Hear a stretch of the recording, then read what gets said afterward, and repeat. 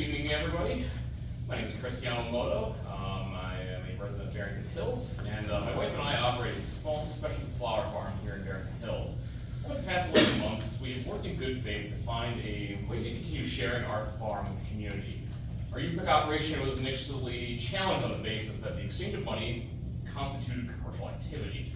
During that time, several board members publicly suggested that they would not be opposed to access if there was no cost associated. Following that guidance, last month we wrote a letter to the village proposing a peaceful, non-commercial tulip viewing by appointment for Barrington Hills residents wholly, free of charge. The village attorney responded to this that even a no-cost access would not be permitted under current zoning. Throughout this process, we've listened carefully to comments made by the board members, zoning board, at public meetings, yet the village's legal counsel has indicated that such comments has no binding effect, and that only the written zoning code matters. If that's the case, I would respectfully ask, what is the role of public hearings what's the role of public hearings if residents cannot rely on the guidance expressed during them? And how can any resident engage in good faith if dialogue and trust are treated irrelevant?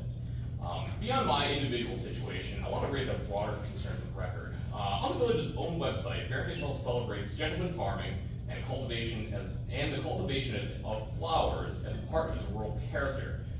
Yet when we proposed a small seasonal agricultural experience aligned with that, it was denied.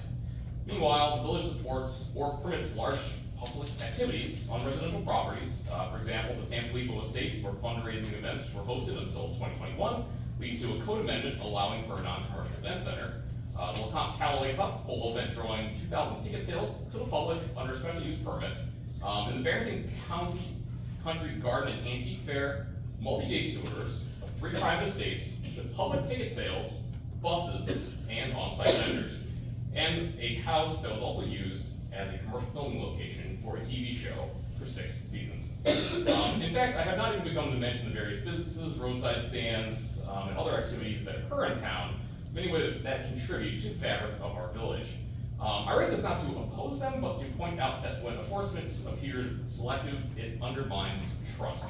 I respectfully ask the board and anyone listening to consider if these large public-facing events and activities are celebrated or accommodated, why is a small-scale, time-entry, appointment-only agriculture shared experience treated as incompatible? Preserve rural character should include preserving the traditions of working the land, and not just preserving the view. I hope further policies reflect that vision. Thank you again for your time. Thank you.